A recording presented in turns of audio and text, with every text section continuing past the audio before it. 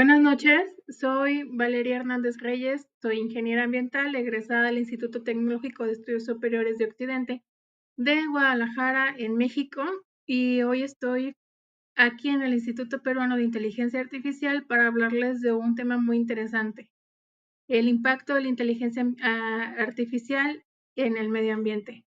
Quiero detenerme y hacer una pausa para dar un agradecimiento especial al doctor Daniel Malpartida por extenderme esta cordial invitación para participar con este honorable instituto que se dedica a la investigación vanguardista. Eh, bueno, empezando con el tema que nos ocupa. El medio ambiente ha sido un concepto, la forma de relacionarnos con el medio ambiente ha cambiado de generación en generación. Y es muy importante subrayar esto. Nosotros vamos a empezar a verlo desde el siglo XXI, cómo nos relacionamos con el medio ambiente. Nosotros estamos en una etapa de relacionarnos con el medio ambiente con el concepto del desarrollo sostenible. Y este concepto de desarrollo sostenible viene a definir cuál es la naturaleza del derecho ambiental y también nos empieza a definir pues cómo el ser humano va a solucionar la relación con su entorno. El desarrollo sostenible parte de una ética que es intergeneracional, es decir, el hombre ya no se va a preocupar solamente por sus necesidades, sino que hay filósofos y pensadores como Hans Jonas y Aldo Leopoldo que empiezan a tener perspectivas de la ética del cuidado del medio ambiente en el que empiezan a definir pues que el desarrollo sostenible es el desarrollo que satisface las necesidades del presente sin comprometer la capacidad de las futuras generaciones para satisfacer sus propias necesidades. Fíjense qué importante es. Es decir, la ética ya no se trata de tus propios valores, necesidades o de tus acciones en el presente, sino que la ética tiene que ver por la sociedad y no nada más por la sociedad, sino por las futuras generaciones. Esta ética, cuando se empieza a promover, cuando empieza a establecerse, se empezó a tener mucho eco y la primera vez que se empezó a utilizar fue en la Comisión Mundial sobre el Medio Ambiente y el Desarrollo de las Naciones Unidas en 1987. En ese tiempo, pues empezaron a surgir manifestaciones artísticas o manifestaciones culturales en las cuales empezamos a encontrar que la población también se identificaba con estos desafíos de la sociedad y que se exploraban temas que se empezaban a considerar ya importantes para todos, ¿no? El cambio climático y también el cómo conservar la diversidad cultural y cómo conservar la diversidad ecológica. Bueno, ya una vez que se define este concepto del desarrollo sostenible, entonces surge el derecho ambiental, porque el derecho ambiental proporciona el marco jurídico para poder implementar políticas y prácticas que promuevan el desarrollo sostenible. Fíjense qué importante es, porque este concepto pues hace que surja un nuevo mercado para todos los abogados. Los primeros tratados o los primeros instrumentos jurídicos que empiezan a tener más relevancia en el marco del derecho ambiental son los tratados como el Acuerdo de París y la Convención sobre la Diversidad Biológica.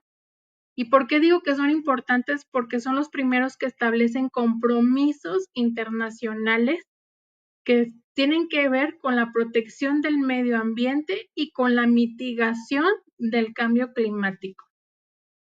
También el derecho ambiental empieza a promover otro concepto de justicia que se llama la justicia ambiental. Es decir, el derecho ambiental, ¿qué es lo que pretende? Pues una justicia en la que se aseguren que todas las comunidades tengan acceso a un entorno seguro, un entorno saludable y que además estén protegidos los derechos de las generaciones futuras. En conclusión, vamos viendo que hay tres conceptos: desarrollo sostenible, derecho ambiental. Después del derecho ambiental surge la justicia ambiental. Entonces, ¿cuál vendría siendo la importancia o la relevancia de esta charla?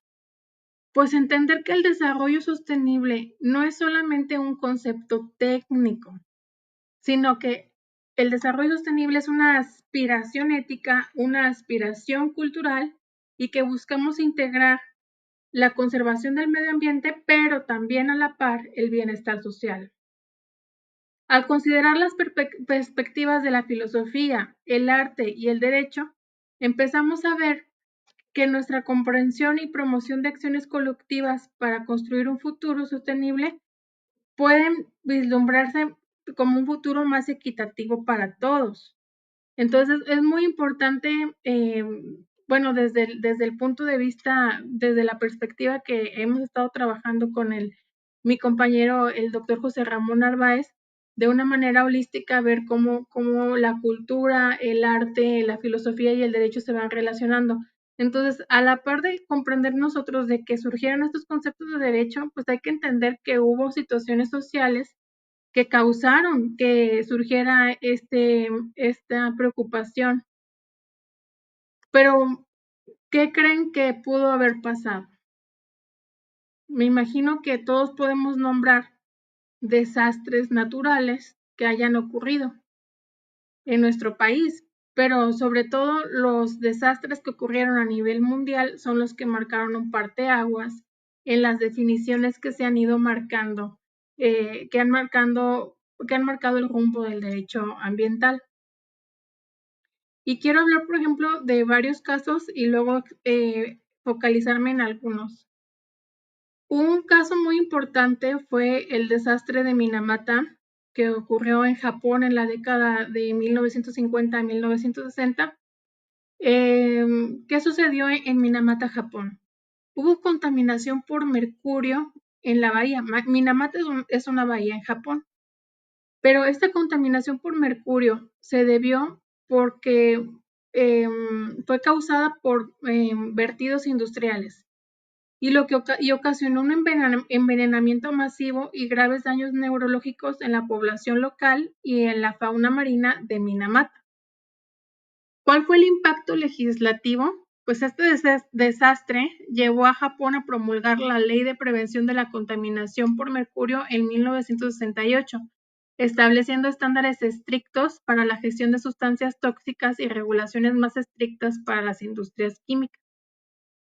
Después, en la década casi de los 90, ocurrió el desastre de Exxon Valdez en Estados Unidos. ¿Cuál fue este famoso desastre? Había un buque petrolero que se llamaba Exxon Valdez, derramó más de 40 millones de litros de petróleo en las aguas de Alaska y provocó una de las mayores catástrofes ambientales en la historia de Estados Unidos. ¿Cuál fue el impacto legislativo? Este desastre aceleró la promulgación de la Ley Política Ambiental de 1990, que fortaleció las regulaciones de respuesta a derrames de petróleo y estableció el Fondo Fiduciario de Responsabilidad del Petróleo y fomentó la investigación y el desarrollo de tecnologías de limpieza. Es decir, aquí vamos viendo cómo la tecnología empieza a cobrar mucha importancia en los temas de derecho ambiental. En el primer caso, que es en el de Minamata, vemos que se necesitó de la ciencia para descubrir cómo había daños neurológicos en la población que fue afectada por el envenenamiento masivo de mercurio. Y en el caso del desastre de Exxon Valdez, vemos cómo empiezan a surgir tecnologías de limpieza para poder actuar con medidas de mitigación en el caso de derrame de petróleo en el mar. Después, uno de los casos más importantes fue el desastre de Chernobyl en Ucrania. La explosión del reactor nuclear en Chernobyl resultó en una catástrofe ambiental y humana de proporciones catastróficas, con liberación de radiación y contaminación de vastas áreas. Como ustedes saben, todavía estas áreas contaminadas siguen con acceso restringido y sigue siendo pues un caso de los más sonados, que incluso pues en la cultura popular hay una serie que se llama Chernobyl, en la cual se explora cómo hubo afectaciones en los animales, sobre todo hubo malformaciones. ¿Cuál fue el impacto legislativo de este desastre? Pues a nivel internacional empieza a surgir la adopción de convenciones como la Convención sobre la Seguridad Nuclear de 1986 y el establecimiento de regulaciones más estrictas para la seguridad nuclear y la gestión de residuos radiactivos en el mundo. Aquí podemos ver cómo la ciencia no nada más ocupa tecnología, análisis químico, sino que ahora estamos hablando de seguridad nuclear y de residuos radiactivos en todo el mundo. Entonces necesitamos una tecnología más sofisticada. Después viene el desastre de Bhopal en India en 1984. Este es un desastre que fue causado por una fuga de gas letal en una planta química en la ciudad de Bhopal, India, y causó la muerte inmediata de miles de personas y afectó a cientos de miles más con efecto a largo plazo. ¿Cuál fue el impacto legislativo? Este desastre impulsó el desarrollo de la Ley de Gestión de Riesgos Químicos y Accidentes Industriales en la India y estableció requisitos rigurosos para la gestión de sustancias peligrosas y medidas de seguridad en las instalaciones industriales. Aquí ya vemos cómo entonces se unen las empresas y las empresas tienen que también estar a nivel industrial, o sea, ya sea de cualquier tamaño, pues tienen que empezar a regular sus sustancias químicas. A mí me gustaría volver a regresar al primer desastre que mencioné, que es el desastre de Minamata. Y en este desastre de Minamata me detengo porque, bueno, es uno de los más importantes, pero pues hay que definirlo como tal, como un evento que fue trágico, que es histórico y que tuvo efectos devastadores de contaminación industrial descontrolada y que causó daños a la salud humana por generaciones. Eh, ¿Qué sucedió en Minamata y cuáles fueron las causas del desastre? En Minamata estaba la compañía química Chiso Corporation, que liberó desechos industriales que contenían compuestos de mercurio orgánico directamente de la bahía. Esto contaminó los peces, que eran una fuente alimenticia principal para la comunidad local. El mercurio se empezó a bioacumular en los seres vivos y causó graves enfermedades neurológicas y daños en el sistema nervioso central en humanos y animales que consumían el pescado contaminado. ¿Cuáles fueron los efectos del envenenamiento por mercurio en la población local y fauna? ¿Ustedes qué podrían pensar que fueron los efectos?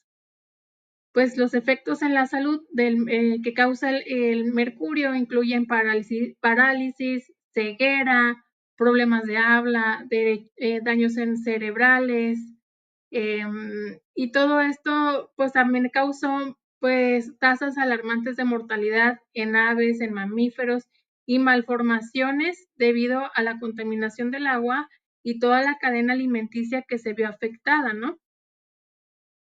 Pero ¿cómo entonces el ser humano puede descubrir la relación que hay entre un desastre ecológico y una industria química? Y es aquí donde pues toda la ciencia se empieza, la ingeniería ambiental y el derecho ambiental tienen que hacer uso de la ciencia.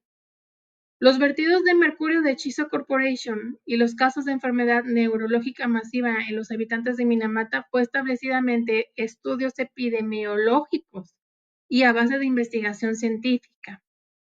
La persistencia de los síntomas y el aumento en la incidencia de enfermedades en la población local llevaron a una investigación de mercurio como la causa de desastre. ¿Cuál fue la respuesta ante ese desastre? Inicialmente, las autoridades locales y Chiso Corporation negaron cualquier conexión entre los síntomas observados y sus operaciones industriales. Sin embargo, la presión pública y la investigación científica obligaron a reconocer la gravedad del problema. ¿Ustedes qué medidas creen que se implementaron para mitigar los efectos del envenenamiento por mercurio? Se establecieron programas de salud para tratar a los afectados y se implementaron sistemas de monitoreo ambiental más estrictos para poder controlar la contaminación por mercurio, y también se cerraron las plantas de producción de contaminantes y se cambiaron prácticas industriales para cumplir con estándares más rigurosos. ¿Cuáles fueron los desafíos principales en la limpieza y en la rehabilitación de la zona afectada? La limpieza de la bahía de Minamata y la rehabilitación de las comunidades afectadas fueron desafíos significativos debido a la persistencia del mercurio en el medio ambiente y los impactos a largo plazo en la salud humana. Se necesitaron décadas de esfuerzos continuos para restaurar parcialmente el ecosistema y la confianza de la comunidad en la seguridad de sus recursos naturales. ¿Cómo influenció el desastre de Minamata en la legislación ambiental y en Japón? El desastre de Minamata llevó a Japón a promulgar la Ley de Prevención de Contaminación por Mercurio de 1968, que estableció estándares más estrictos para la gestión de sustancias tóxicas y regulaciones más severas para las industrias químicas. A nivel internacional, influyó en la Convención de Minamata sobre el mercurio en 2013, que busca proteger la salud humana y el medio ambiente de los efectos adversos del mercurio. Se aprendió entonces la importancia de la transparencia corporativa, la responsabilidad ambiental y la necesidad de una vigilancia rigurosa para prevenir desastres similares. La legislación resultó importante porque logró encontrar un equilibrio en el desarrollo industrial y la salud pública. Pero fíjense muy bien el término: transparencia corporativa, responsabilidad ambiental y vigilancia ambiental. Después de Minamata, hubo un movimiento hacia tecnologías más limpias y procesos industriales más seguros. Por eso es importante señalar de qué se trata el desastre de Minamata en Japón. O sea, tenerlo en cuenta como uno de los desastres más importantes del siglo XXI, porque fue el desastre que más impacto tuvo en las legislaciones ambientales. Bueno, entonces este movimiento que empezó a surgir para crear tecnologías más limpias y procesos industriales son un primer antecedente de por qué es importante la inteligencia artificial en el derecho ambiental y en el impacto para mitigar, bueno, el impacto ambiental, ¿no? En cómo se puede mitigar el impacto, disminuir los impactos ambientales. ¿Qué podemos aprender de este desastre de Minamata en términos de ética y responsabilidad corporativa? Bueno, el desastre de Minamata subraya la necesidad de que las empresas operen con transparencia y responsabilidad hacia la comunidad. Destaca la importancia de la participación pública y la investigación independiente en la vigilancia y la prevención de riesgos ambientales. Si se fijan, siempre mencioné que hubo presión pública en el caso de Minamata y que se necesitó de la investigación científica. Son características del derecho ambiental y son características de este fenómeno ambiental. ¿Por qué es una característica? Porque el fenómeno ambiental es colectivo, no puede de ninguna manera referirse a una sola persona. No puedes decir, el agua contaminada nada más afectó a Valeria. El agua contaminada nada más afectó México, pero no a Belice y a Guatemala. Todos estamos conectados y la naturaleza no conoce fronteras. Entonces, por más fronteras políticas que nosotros podamos tener, la naturaleza sigue sus propios ciclos y todos nos vemos afectados. Entonces, las lecciones de Minamata son relevantes para el manejo de sustancias químicas peligrosas, la planificación urbana sostenible y la respuesta ambiental ante emergencias ambientales, y también la cultura de promoción de la seguridad ambiental y fomentar la colaboración entre el gobierno, la industria y la sociedad civil para mitigar riesgos y proteger el medio ambiente. ¿Cuál es el papel de la comunidad científica y la sociedad civil? Bueno, la comunidad científica y la sociedad civil desempeñan roles fundamentales en la vigilancia ambiental, la educación pública sobre riesgos ambientales y la promoción de políticas públicas efectivas. Se necesita una investigación continua y divulgación de información para poder garantizar la protección a largo plazo de la salud humana y el medio ambiente. El desastre de Minamata no es solo un recordatorio sombrío de los impactos devastadores de la contaminación industrial descontrolada, sino también verlo como un catalizador para el cambio legislativo y político hacia prácticas industriales más seguras y sostenibles. Las lecciones aprendidas continúan informando las políticas ambientales globales y regionales y siguen guiando esfuerzos para prevenir futuros desastres y proteger los derechos humanos.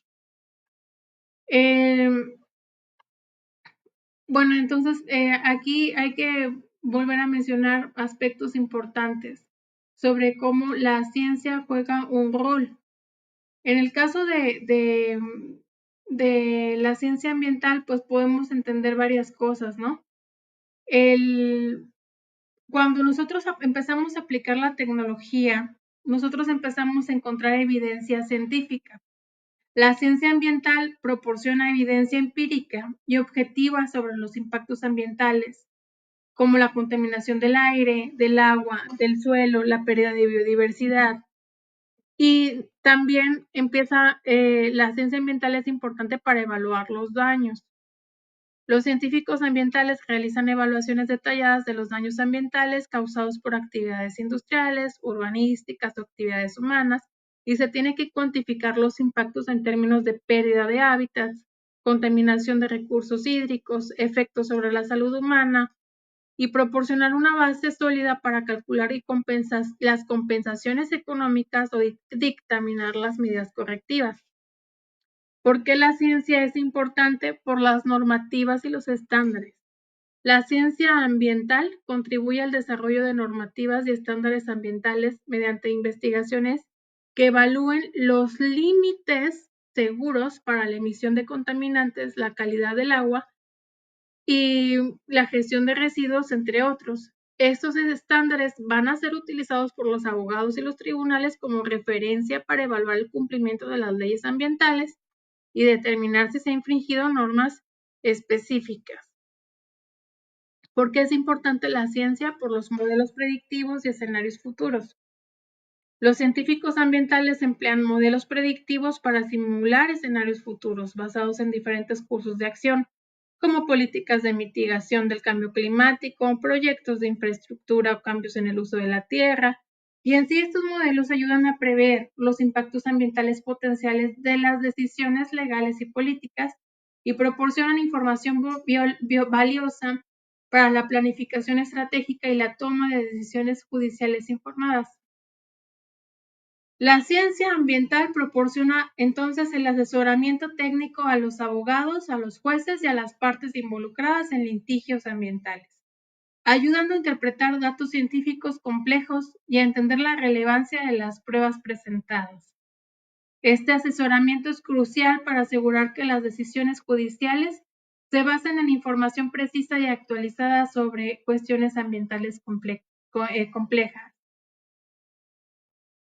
Bueno, por mi parte, creo que ya abarcamos los conceptos fundamentales para empezar a estudiar sobre la inteligencia artificial y la gestión en el medio ambiente. Es el concepto de desarrollo sostenible, el derecho ambiental, justicia ambiental, transparencia corporativa y responsabilidad ambiental. Con esto me despido y les mando un cordial saludo a toda nuestra audiencia y otra vez muchas gracias al Instituto Peruano de Inteligencia Artificial y Ciudadanía Digital. Un especial agradecimiento al doctor Daniel Malpartido.